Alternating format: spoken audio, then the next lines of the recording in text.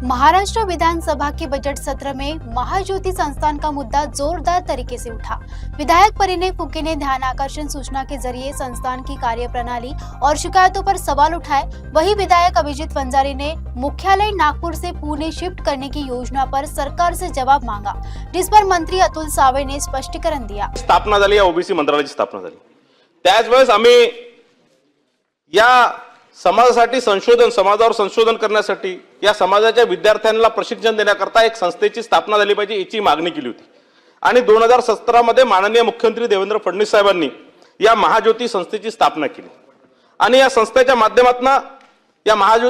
माध्यमातून विविध स्पर्धा परीक्षाचे परीक्षण असणार आणि महाज्योतीचं मुख्य कार्यालय त्याच्यासाठी आपण मागल्या काळामध्ये सांगितलं होतं की पुण्यामध्ये आपण जागा पाहतोय, आमची त्याला हरकत आहे।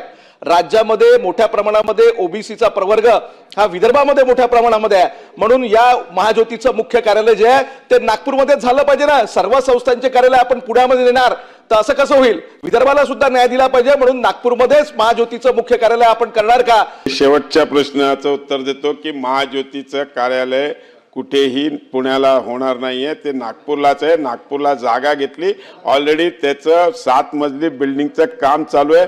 मोस्ट तुम्ही जर जाऊन बघू शकतात, म्हणजे त्याचं म्हणूनच त्यांना सांगू लागलो की नागपूरला ऑलरेडी माननीय मुख्यमंत्र्यांच्या हस्ते त्याचं भूमिपूजन झालं, त्याचं कामही सुरू झालेलं आहे।